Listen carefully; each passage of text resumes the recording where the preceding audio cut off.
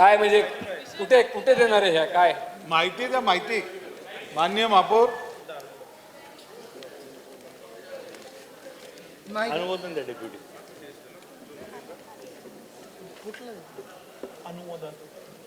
अनुमोदन. मान्य महापौर, आम्हाला याबाबतची थोडीशी प्रशासनाकडनं माहिती मिळेल का? आणि आम्हाला बोलायचं पण आहे या विषयावरती. बघू रे डॉकेट काय ते. ए रजा दे रे.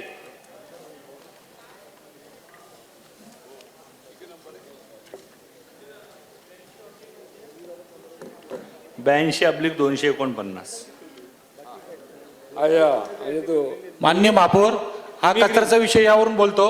आज बरेच न्यूजपेपरमध्ये बातमी आहे, कात्रज घाटामध्ये सत्ताधारी पक्षाचे झेंडे व आपल्या भारताचे पंतप्रधान नरेंद्र मोदी साहेब यांचे फोटो कात्रज घाटामध्ये कचऱ्याच्या ढीग साचलेला आहे. त्याबाबत प्रशासन काय करणार आहे का नाही? आणि मी आता प्रश्न सुद्धा विचारला होता की बोबदेव घाट असो किंवा कात्रज घाट असो, दोन्ही घाटामध्ये कोणी आणून कचरा टाकते, त्यावर प्रशासन काय उपाययोजना करणार आहे का नाही? देशाच्या पंतप्रधानांचा फोटो कचरा कुंडीत, ते पण पुणे शहराच्या ज्यातनं पुणे शहर प्रारंभ होतो त्याच्या सुरुवातीला. माननीय महापौर, या विषयाची माहिती द्या पहिली. मान्य नगर सचिवांना आपण सूचना करावी की हा विषय सगळी माहिती द्या. जो पुकारलाय आपण तो विषय 282/249 हो. डॉकेट संबंधित खातं मी सांगते खात्याला. घनकचरा विभागाचं डॉकेट आहे. माननीय महापौर, या प्रस्तावामध्ये 79 चा उल्लेख केलेला आहे की 20 वर्ष भाडे करारावरती आपण देतोय म्हणून. तर मला विचारायचं आहे की माझ्या माहितीनुसार 79 जो आहे तो स्थावर मालमत्ता भाडे तत्वावर देण्याबद्दलचा हा कलम आहे. तर ह्या कुठल्या कलमाच्या आधारे आपण हे 20 वर्षाचं कॉन्ट्रॅक्ट करतोय? 29 चा तुम्ही ह्याच्यामध्ये उल्लेख केलेला आहे, तो योग्य आहे का? त्यानुसार आपण हे 20 वर्षाचा करार करू शकतो का, असा माझा प्रश्न आहे. कुणी देणार आहे का माहिती विषयाची? आधी भाषण करायचे, त्यांच्याकडनं माहिती ना. डॉकेट आहे ना.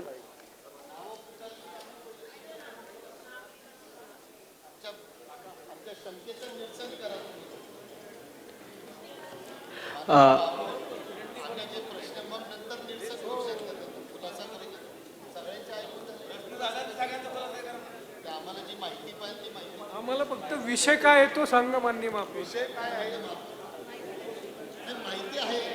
माननीय सभासदांना विनंती आहे, आपण आपलं म्हणणं मग खुलासा मागा. मी तेच सांगतोय ना की आम्हाला जी माहिती पाहिजे ती एकत्रित घेऊ द्या, खुलासा देतील एकत्र. सगळ्यांना बोलू दे काय माहिती पाहिजे. किंवा वारुळ साहेब, आपण आधी खुलासा करा, मग सभासदांना काय वाटलं तर आपण बघू. बोला. नाही, काय खुलासा करायचं असेल काय? करतील ना. सगळ्यांना सगळं माहिती आहे. विषय समजला पाहिजे पहिला. तुम्ही नाव पुकारा. की विषय काय? विषय पहिला कळू द्या, नंतर खुलासा द्या. माहिती आहे तेवढी इतर पहिला सभासदांना हा नाहीये. विषय काय आहे हा तर सभागृहाला माहिती पडू द्या. विषय कळू द्या, कळू द्या. विषय तर माहिती पडू बोला द्या वारुळ ना. साहेब, आपण पहिला खुलासा विषय सांगा. माननीय महापौर,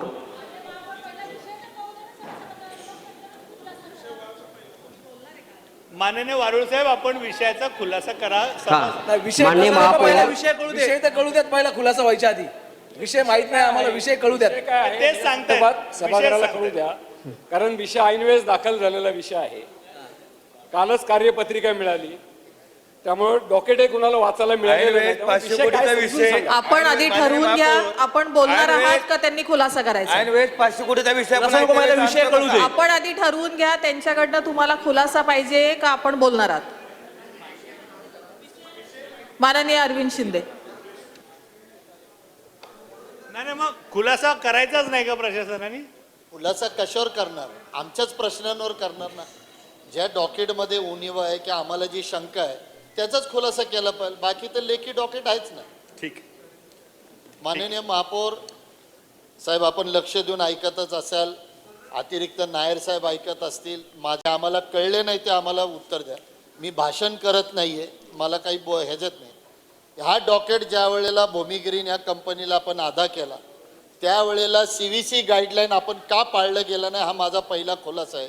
CVC गाईडलाईनचं 3/6 ह्याच्यामध्ये स्पष्ट उल्लेख असा केलेला होता की 2 टेक्नॉलॉजीज एकत्र करू नये आणि ह्याच पद्धतीने आपल्या दक्ष विभागाने सुद्धा ह्याच्यावर आक्षेप टाकला होता. त्याला प्रशासनाने का बाजूला ठेवला हा एक आपण खुलासा करावा. दुसरा खुलासा साहेब माझा विषय असा आहे की या पुणे महानगरपालिकेमध्ये आजच्या तारखेला भूमी ग्रीनकडं 5 प्रोजेक्ट आहेत. 5 प्रोजेक्टपैकी 3 ड्राय प्रोजेक्ट आहेत, एक वेट प्रोजेक्ट आहे आणि एक सिमेंटचा प्रोजेक्ट आहे. असं असताना आजच्या तारखेला भूमी ग्रीनकडं 1200 टन कचरा प्रोसेसिंग प्रक्रिया करण्याचं काम चालू आहे. असं असताना सुद्धा तुम्ही परत अजून 500 टन त्यांना दिले. हे कोणत्या आधारे दिले? कारण उच्च न्यायालयाने आपल्याला मोनोपॉली होऊ नये असे निर्देश दिले होते, तरी आपण दिला. हा माझा दुसरा खुलासा आपण करावा.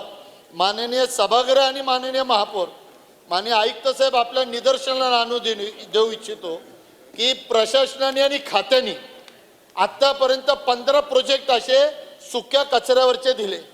पुणे शहरामध्ये कचरा निर्माण किती होतो खात्याप्रमाणे 1700 टन आणि तुम्ही 15 प्रोजेक्टला कितीचा करार केलाय 2315चा. म्हणजे आजच्या तारखेला 615 टन नसताना सुद्धा तुम्ही 15 प्रक्रिया करणाऱ्या प्रोजेक्टला 615 टन नसताना सुद्धा तुम्ही त्याला मिनिमम अशोर्ड 80% बिल देताय. म्हणजे 1700 टन आपल्याकडं कचरा निर्मिती होतोय, पण करार कितीचा केला 2315चा आणि त्याच्यावर अजून 200 टन म्हणजे 615 प्लस 200 815 टन आजच्या तारखेला मायनस आहे.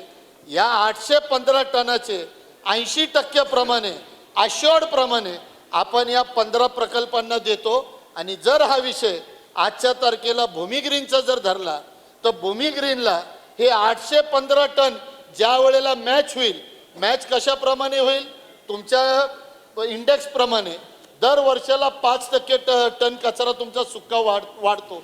म्हणजे 10 वर्षांनी 1700 टनाला 10 वर्षांनी जेव्हा मॅचिंग पिरियड होईल त्यावेळेला भूमी ग्रीनला 11व्या वर्षी प्रक्रिया करायला मिळेल आणि 11व्या वर्षी प्रक्रिया केल्यानंतर या 10 वर्षामध्ये एकही टन कचऱ्यावर प्रक्रिया न करता 63 कोटी 86 लाख रुपये 10 वर्ष आपण बिगर प्रक्रिया करता भूमी ग्रीनला देणार आहात.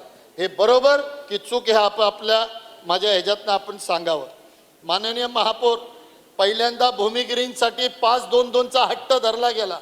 5-2-2च्या हट्टापोटी तुम्ही आणलं, विरोध झाला, वृत्तपत्रांनी विरोध केला, काही आपले सत्ताधारी काही विरोधकांनी विरोध केल्यानंतर आपण 5-2-2 खाली भूमी ग्रीनला आणणं बंद केलं आणि निविदा प्रक्रिया राबवली.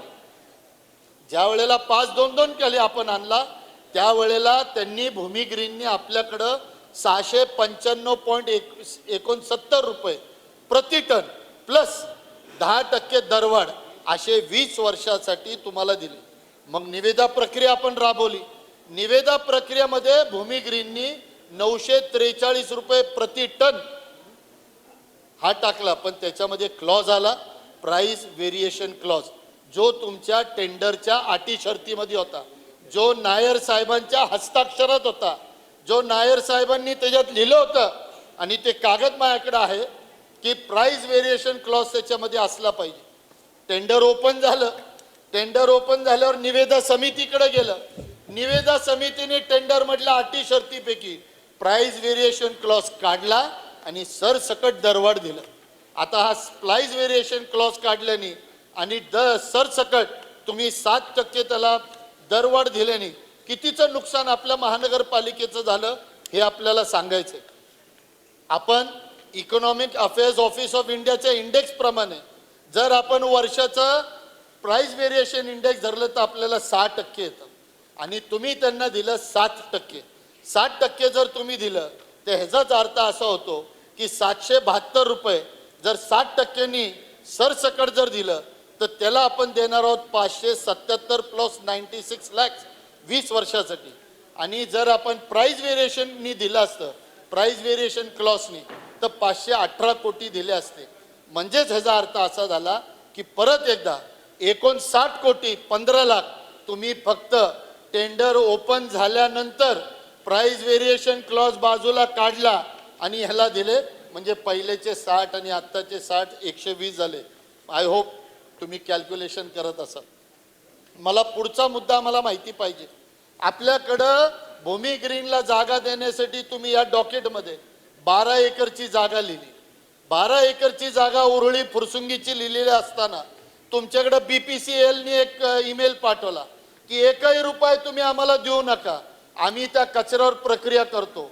त्या संदर्भामध्ये ह्या डॉक्युमेंटमध्ये आपण असा का तुलनात्मक केला नाही की या करदात्याचे 1 रुपया न खर्च करता BPCL वाल्याला आपण देऊ, किंवा जर ह्या भूमी ग्रीनला दिलं तर आपल्याकडं कोणती जागा शिल्लक राहती का BPCLला देण्यासाठी?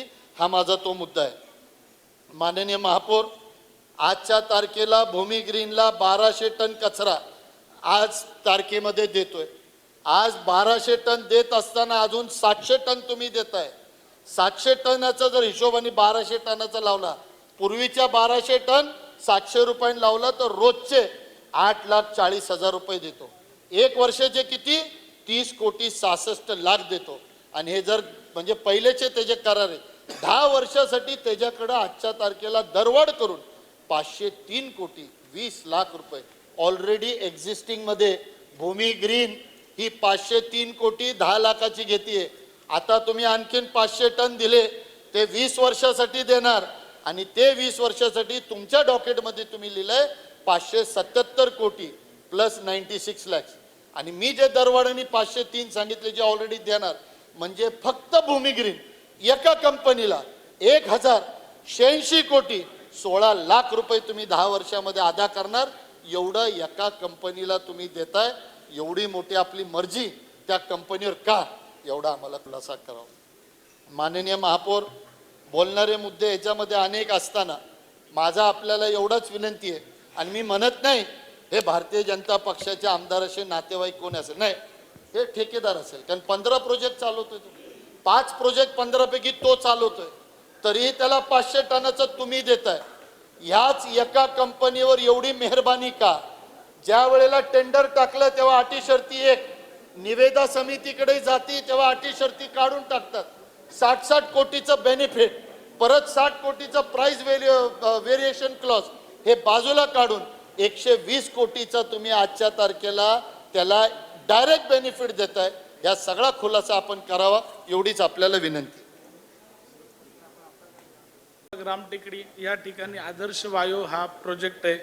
त्या विषयी मला गेल्या फेब्रुवारी महिन्यामध्ये अतिरिक्त आयुक्त कोर मॅडम यांना मी एक पत्र दिलं होतं की त्या ठिकाणी बेकायदेशीर ते डम्पिंग करतात आहे. फेब्रुवारीचा हा आहे, त्याचे व्हिडिओज दिले होते, पण त्याच्यावर काही कारवाई करण्यात नाही आली.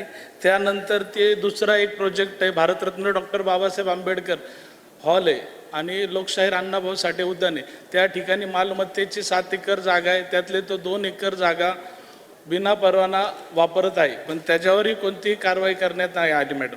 आणि ज्यावेळेस सपकाळ साहेब उपायुक्त होते त्यावेळेसही हा पत्र मी त्यांना व्यवहार केला होता, पण तिथंही त्यांचं काही उत्तर नाही आलं. याचा खुलासा मला करून द्यावा ही विनंती. माननीय महापौर, घनकचऱ्याचा विषय संपला. आमच्या नदाफताईंनी एक विषय मध्यंतरीच मांडला होता, जिथं TDRचा होता त्यांनी सुलभचा मांडला, आपण त्यांना थांबवून टाकला. हा पण डायव्हर्सिफिकेशनचाच विषय आहे. माझी विनंती आहे लोंढे साहेबांना की आपण आपल्या त्या विषयाला बोलू. आता जो विषय चालू आहे तो घनकचऱ्याचा आहे आणि आपल्या भूमिगिरींचा आहे, सॉरी तुमच्या भूमिगिरींचा आहे. तर तो मान्य साहेब हा घनकचऱ्याचाच विषय माननीय शिंदे त्याच्यावर साहेब, आमचा आणि तुमचा हा या शहराचे प्रोजेक्ट असतात, इथं कुणाचा आमचा नाही त्यांचा नाही आहे. माझी विनंती आपल्याला की नवीन सभासद आहेत, बोलणं करून दिलं तर बोलू द्या त्यांना. तर 4-5 फ्रेजेस आहेत, आमचा का तुमचा. जेव्हा त्यांना विचारतो ते म्हणतात तुमचा, जेव्हा आमच्यात विचारतो तेव्हा म्हणते तुमचा. हा तुमचा आहे म्हणून तुम्हाला गोळी लागली का? प्रत्येक वेळेला फ्रेज बदलतो, म्हणून तुमच्यातली जर चर्चा केली ना तर ते म्हणतात आमचा नाही, सभागृह नेत्याचा आहे. बोला बोला बोला बोला बोला. आता यावर मी एक बोलणार आहे की पुणे शहरातले सगळे जे प्रोजेक्ट्स असतात, जे पुणे शहरातल्या नागरिकांच्या कल्याणासाठी असतात, आता कचरा हा कुठलाही आमचा तुमचा नाही, सगळ्यांचाच उचलला जाणार आहे. त्याच्यामुळे हा प्रोजेक्ट आपला आहे. ती माननीय महापौर माननीय निलेश निकम. कोणत्याही वक्तव्याला विरोध न करता मी जर जे मुद्दे मांडले की 15 पैकी कुणाला काय आपण खुलासा फेवरिझम होईल ना करतो त्याचा. आपण केला तरी बरं राहील. प्रस्तावाला आमचा विरोध आहे. या संदर्भात महापालिका आयुक्तांना आम्ही सातत्याने पत्र देत आहोत की हा एका विशिष्ट कॉन्ट्रॅक्टरला ही निविदा मिळावी यासाठी एक जो स्पेशल सूट त्याच्या मापाचा शिवून दिला जातो, त्याचे शोल्डर, त्याचे बायाचे लांबे, त्याच्या छातीचं माप, पोटाचं माप आणि त्यालाच बरोबर कसा फिट बसेल असा एखादा सूट त्या ठिकाणी टेलरमेड या ठिकाणी हे टेंडर काढलं गेलं भूमी ग्रीन या संस्थेला मिळण्याकरता. वास्तविक पाहता सुका कचरा आणि ओला कचरा ह्याची प्रक्रिया वेगवेगळी आहे. सुका कचरा प्रक्रिया करत असताना त्यातनं बरेचसं मटेरियल हे रियूज करण्याकरता मिळतं. त्यामुळं सुका कचरा प्रक्रिया करत असताना त्याचा दर जो आहे हा कमी असतो. ओल्या कचऱ्याचा दर त्याची प्रक्रिया वेगळी असल्यामुळे त्याचा दर हा वेगळा आहे. आपण आत्तापर्यंत जे टेंडर्स आपण जर पाहिले असतील, आपले इतके प्रकल्प आहेत आपले, अगदी आपण 2009 सालापासून आपण वेगवेगळे प्रकल्प राबवतोय, तेव्हापासून आपल्याला लक्षात येईल की सुक्याचा दर वेगळा आहे, ओल्याचा दर वेगळा आहे.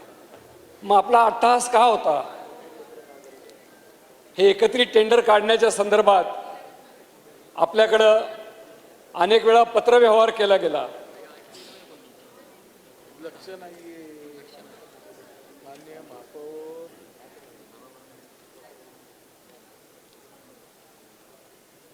होऊ दे, सभागृहात तुमचं झालं की मी बोलतो. मी काय नाही ना, मी महापौरांना ॲड्रेस करूनच बोलत असतो ना. मी नाही, तुम्ही सभागृहाचे नेते आहेत, तुमचं महत्त्वाचं काम आहे, तुम्ही बोलून घ्या.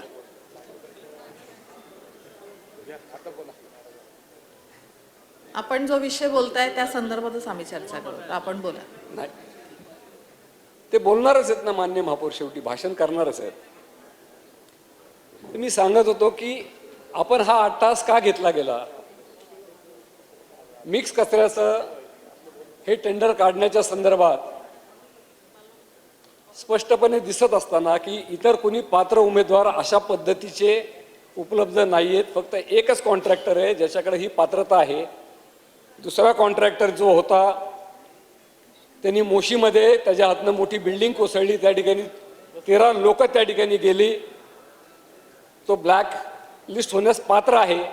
अशा ठेकेदाराचं सुद्धा त्या ठिकाणी निविदा उघडली गेली आणि केवळ 2च निविदा आल्या.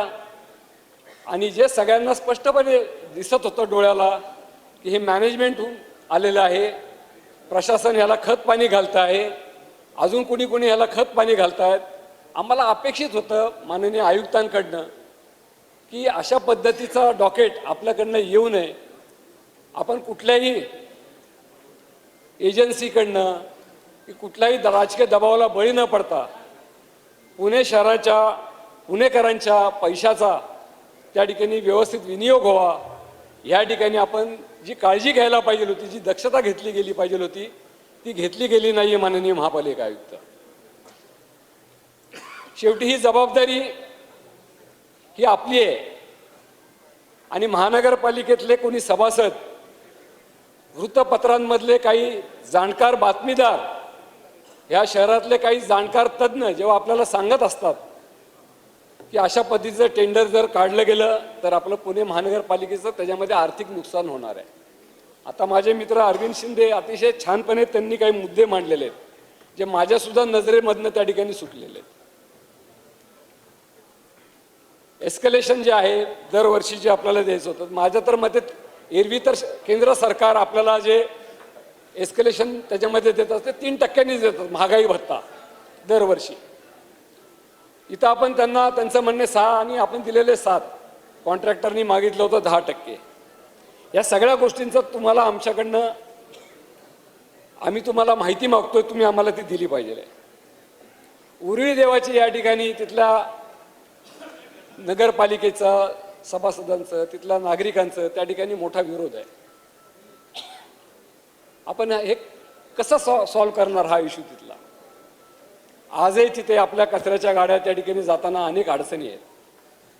आपण डिसेंट्रलायझेशन करायचं होतं कचऱ्याच्या बाबतीत, प्रक्रिया प्रकल्पांच्या बाबतीत, ते आपल्याकडनं होताना दिसत नाही. शहरामध्ये अनेक सोसायट्यांमध्ये ओला कचरा प्रकल्प, सुका कचरा प्रकल्प राबवण्याच्या बाबत त्यांना महानगरपालिकेने सक्ती केली गेली. अनेक सोसायट्यांमध्ये किंवा त्या ठिकाणी विकसकांनी त्या ठिकाणी मोठे मोठे मशीन्स बसवलेत, मेकॅनिकल कंपोस्ट असतील किंवा गांडूळ खत प्रकल्प त्यांनी केलेले. अशा या प्रकल्पांमध्ये किती कचरा, ओला कचरा हा त्या ठिकाणी डायजेस्ट होऊ शकतो किंवा त्या ठिकाणी त्याच्यावरती प्रक्रिया होऊ शकते, ह्याचं आकडेवारी आपल्या महानगरपालिकेमध्ये आहे का? एकंदरीत आपली लोकसंख्या किती, अशा सोसायट्या किती की ज्या ठिकाणी हे कचरा प्रक्रियेचे प्रकल्प त्या ठिकाणी आपण त्यांना मॅन्डेटरी केलेत, परंतु त्या ठिकाणी ते बंद आहेत.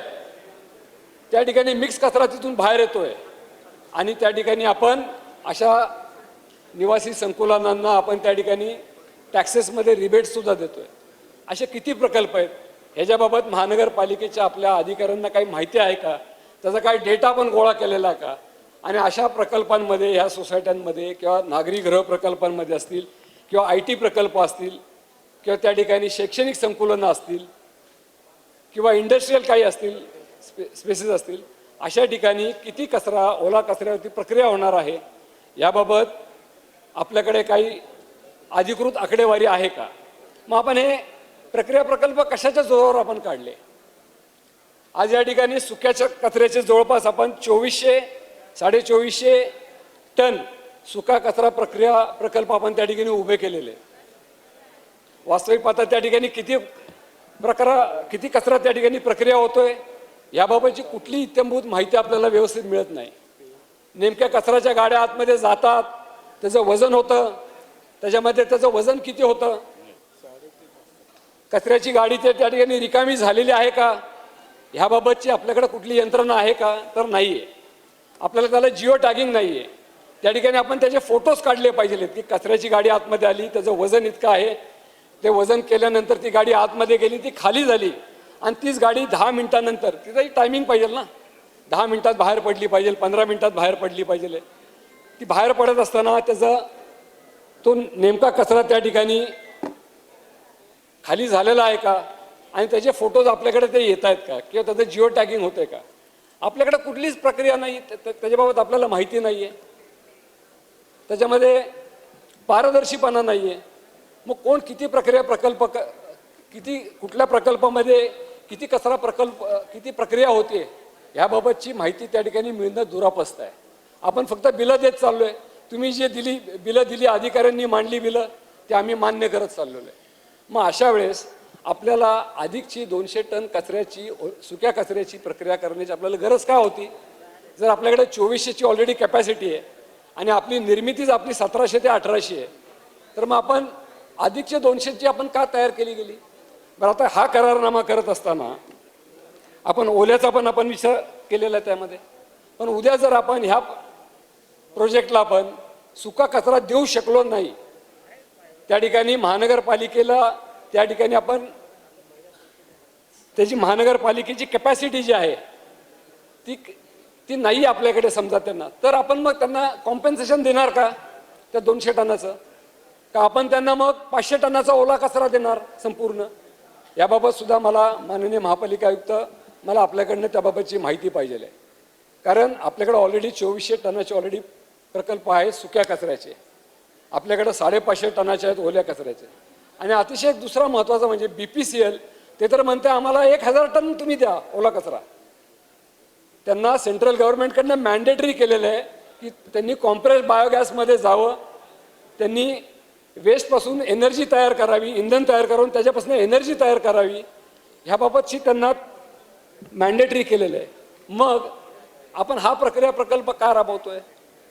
आपण हाच जर प्रकल्प त्यांना 10 एकर जर जागा दिली आणि त्यांना सांगितलं 1000 टनाची तुम्ही त्या ठिकाणी प्रक्रिया करा, तर ते हॅपीली करायला तयार आहेत. आणि ते सुद्धा विदाऊट महानगरपालिकेला कुठलेही पैसे चार्ज न करता, फक्त आपण त्या ठिकाणी कचरा पोचवायचा आहे. कदाचित आपण जर चर्चा केली तर ते कचरा सुद्धा एखाद्या ठिकाणाहून घेऊन जातील. मग इतकं हे सगळं महागडं जवळपास 577 कोटी रुपये आज आपण 15-20 वर्षामध्ये देणार आहोत. 20 वर्षामध्ये मान्य महापौर टेक्नॉलॉजी बदलणार आहे. मग आपला हट्टास काय आहे की 20 वर्षाचं ॲग्रीमेंट करायचं. एरवी आपण 5-5 वर्षाची 3-3 वर्षाची ॲग्रीमेंट करत होतो. मग इथे 20 वर्षाचं ॲग्रीमेंट करण्याची गरज काय पडली.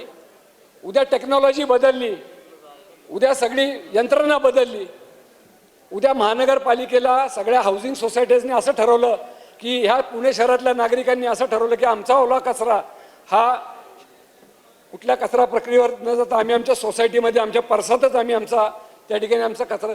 तर मग आपण जो हा ॲग्रीमेंट करतोय 20-20 वर्षाचा, तर आपल्याला हे मॅन्डेटरी होणार आहे त्यांना त्या ठिकाणी पैसे देणं. त्यामुळं आपल्याला हा करार करत असताना आमचं असं मत आहे की आपण हा 5 वर्षाचा करार करावा. त्यांना जास्तीचा आपण 20 वर्षाचा करार त्यांच्यासोबत करू नये. 3 ते 5 वर्षाचे इतके दिवस आपण करत होतो त्याच पद्धतीने आपण करार करावेत. जर आवश्यकता वाटल्यास टेक्नॉलॉजी जर नवीन आली नाही, बदलली नाही, कदाचित छोट्या जागेमध्ये आपल्याला आज आपण त्यांना 10 एकर जागा देणं, कदाचित छोट्या जागेमध्ये अधिक टन कचरा जिरवण्याचे प्रकल्प येतील. जगामध्ये नवीन टेक्नॉलॉजी येत राहते. पूर्वी जी फक्त गांडूळ ओला कचरा सुका, आता मेकॅनिकल कंपोस्टिंग आलं. आता हे कुठल्या पद्धतीने करणार आहेत ह्याबाबतची आम्हाला कल्पना नाही आहे. पण असं होत असताना 20 वर्षाचा आपण कचरा प्रक्रिया प्रकल्प आपण त्या ठिकाणी करतोय आणि त्यापोटी त्यांना आपण 577 कोटी रुपये आपण त्या ठिकाणी देणार आहोत. हा जनतेचा पैसा आहे. हे प्रशासनाने लक्षात ठेवलं पाहिजे, आपण सगळ्यांनी लक्षात ठेवलं पाहिजे. माननीय महापालिका आयुक्तांनी मला खुलासा करावा की आपण 20 वर्ष आपण का करतोय. सेकंडली, जर आपण त्यांना सुका कचरा देऊ शकलो नाही आणि जर ओला कचरा जास्त करण्याची गरज पडली तर त्या ठिकाणी आपण संपूर्ण त्यांना 500 टन ओला कचरा देणार आहोत का. आणि जर त्यांनी तो रिफ्यूज केला तर आपण त्यांना काय दंडात्मक कारवाई करणार आहोत याबाबतची सुद्धा आम्हाला या ठिकाणी माहिती पाहिजे आहे. माननीय महापौर, परत एकदा सांगतो की आपल्याला हे सगळं करत असताना आपण एक बेसिक गोष्ट विसरलोय की आपल्याला जे नॉर्म्स जे आहेत केंद्र सरकारने आपल्यासाठी घातलेले MSW नॉर्म्स, SW नॉर्म्स जे आहेत तिथे, तर त्यामध्ये आपल्याला ओला कचरा सुका कचरा आपण त्या ठिकाणी जिरवत असताना तो डिसेंट्रलाइज पद्धतीने केला पाहिजे. सेग्रिगेशन ॲट सोर्सनी त्या ठिकाणी आपण त्या ठिकाणी सेग्रिगेट करून हाऊसिंग सोसायटीजनी त्यांच्या परिसरामध्ये जिरवला पाहिजे. नागरी शैक्षणिक संस्थांनी त्यांच्या परिसरामध्ये जिरवला पाहिजे. IT पार्क्स असतील, इंडस्ट्रियल पार्क्स असतील, याबाबत आपण काय कारवाई करणार याबाबतचं सुद्धा तुम्ही आम्हाला या ठिकाणी आम्हाला माहिती द्यावी अशी आमची विनंती आहे. विषय आरोग्याचा माननीय प्रश्न झालेला विरोधी आहे. पक्षनेते, आपण सभासदांना सांगा प्रोटोकॉल असा असतो. माननीय रामचंद्र कदम. माननीय महापौर, आपण बोलायची संधी दिल्याबद्दल आभारी. आज आपण 500 कोटीचा विषय वनकेखाली इथं घेऊन आलोय. 20 वर्षाच्या मुदतीनं आपण हे देणार आहोत. मला कळत नाही की वनकेखाली असं थोडी होईल भैया, तू बोलला शास्त्रोक्त पद्धतीनं कचरा प्रक्रिया असं एका वाक्यात लिहिलंय. या गडबडीत त्या सभागृहाला कळलंही नसेल की हा विषय कशाचा आलेला आहे. एवढा मी काही प्रश्न विचारतोय त्याची मला उत्तर पाहिजे. हा विषय केवळ एका निवेदनापुरता नाही, केवळ एका कंपनीचा नाही. हा विषय पुणे महानगरपालिका कारभाराचा आणि पारदर्शकतेचा. माननीय महापौर, पुणेकरांच्या पैशाचा योग्य वापराचा आणि शहरातील भविष्याच्या कचऱ्याच्या व्यवस्थापनेचा.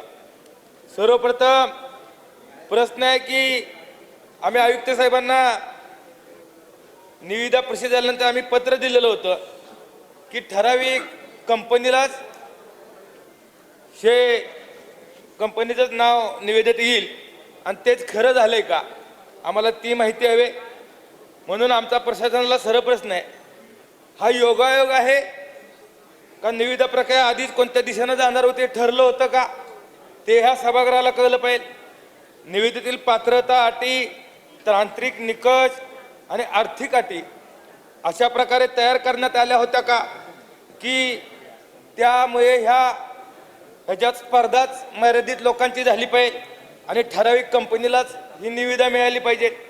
जर पारदर्शकता असेल, प्रशासनाने संपूर्ण निविदा प्रक्रिया, पात्रता, निकष आणि आलेल्या सर्व ऑफरची माहिती सभागृहासमोर ठेवावी. प्रशासनावर आमचा आरोप आहे ही निविदा पूर्वनियोजित पद्धतीने राबवली गेली का. हा आरोप चुकीचा असेल तर प्रशासनानं खुलासा करावा कागदपत्रासह सत्य सभागृहासमोर ठेवावे. माननीय महापौर, आपण दराच्या बाबतीत गंभीर आरोप प्रशासनावर करण्यात येतोय. माझ्याकडं उपलब्ध माहितीनुसार बेसिक रेट हा 450 रुपये प्रति टन होता. भूमी ग्रीन कंपनीला ऑफर त्यांनी 695 रुपये प्रति टन दिली. पूर्ण निविदेनंतर हाच दर 965 रुपये आला. त्यानंतर बराच वाटाघाटी झाल्या, बऱ्याच चर्चा झाल्या, बऱ्याच न्यूजपेपरला बातम्या आल्या आणि सगळ्यांनी मिळून ठरवून वाटाघाटी झाल्यानंतर, आता कुठल्या वाटाघाटी झाल्या, कोणाबरोबर झाल्या, कशा झाल्या याची सुद्धा माहिती आम्हाला कळली पाहिजे. मग दर 770 रुपये प्रति टन आला. माझा प्रश्न आहे, हा अतिरिक्त आर्थिक भार पुणे मनपावर पडणार आहे का? बेसिक रेट आणि अंतिम रेट यामध्ये एवढी मोठी तफावत का झाली? या दरामागील आर्थिक गणित सभागृहासमोर ठेवले जाणार आहे का नाही? पुणेकरांच्या पैशाचा 1 रुपया जरी जास्त खर्च होणार असेल तर त्याचे कारण प्रशासनाने स्पष्ट करावे. दक्षता विभागाचा अभिप्राय काय होता त्याची माहिती या सभागृहाला मिळाली पाहिजे. स्वतंत्र निवडणूक काढण्याबाबत दक्षता विभागाने अभिप्राय दिला होता का त्याची माहिती द्यावी. जर अभिप्राय अस्तित्वात असेल आणि तो डावलला गेला असेल तर त्या डावलण्यामागचं कारण काय हे सुद्धा ह्या सभागृहाला कळलं पाहिजे. जर तो अभिप्राय डावलून पुढे जायचे निर्णय घेतला असेल तर त्याची जबाबदारी कोण घेणार आहे? आयुक्त साहेब घेणार आहेत का? म्हणून या निवेदनाला तातडीने स्थगिती द्यावी अशी आमची इच्छा आहे. COP सारख्या स्वतंत्र संस्था बेसिक रेट प्रमाणे फेर तपासणी करून घ्यावी. आता दुसरी आणि त्याहून गंभीर प्रश्न, HPSL आणि देवाची उरी. माननीय महापौर, भूमिग्रांच्या निवेदनाचा प्रश्न एवढा वर संपत नाही. देवाची उरी, कचरा डेपो, प्रशासनानं दुहेरी बाजू निकष का, याच निविदेच्या अनुषंगाने एक अत्यंत महत्त्वाचा पर्याय आपल्यासमोर आहे. देवाची उरी कचरा डेपो येथे HPCL कंपनीने 0% टिपिंग फीमध्ये दररोज 300 टन कचऱ्यावर प्रक्रिया करण्याचा प्रस्ताव दिल्याची माहिती आहे. ही माहिती खरी आहे का?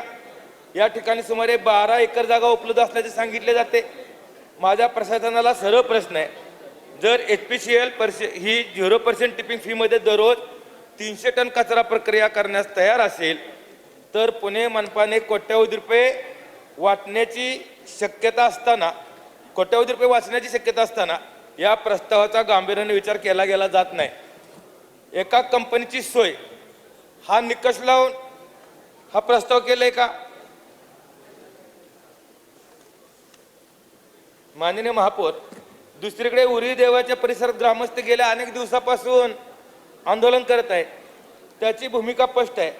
आता आणखी कचरा नको हा केवळ आंदोलनाचा विषय नाही, हा त्यांच्या आरोग्याचा, पर्यावरणाचा आणि जगण्याचा अधिकाराचा प्रश्न आहे. गेल्या अनेक वर्षापासून आपण या सभागृहात मागणी करत आलो की पुणे शहराच्या 4ही दिशांना स्वतंत्र कचरा प्रक्रिया विकसित करा. त्याच्याबद्दल आपण काय केलं? प्रशासनाने आश्वासने दिली, शासनाकडून आश्वासने देण्यात आली, पण प्रत्यक्षात काय झालं याची माहिती सुद्धा आम्हाला ह्या निमित्तानं पाहिजे. आज कोणताही परिसर आपल्याजवळ कचरा डेपो स्वीकारण्यास तयार नाही. मग माझा प्रश्न असा आहे, देवाच्या उरीच्या ग्रामस्थांच्यावर हा आर्थिक कायम भार का टाकला जात आहे? पुणे शहराचा कचरा हा केवळ देवाच्या उरीच्या तिथंच टाकून सुटणार आहे का? संपूर्ण पुण्याची जबाबदारी संपूर्ण पुण्याने स्वीकारली पाहिजे. माननीय महापौर, त्या आमच्या प्रश्नाची उत्तरं आपल्याकडून मिळणं आम्हाला अपेक्षित आहे.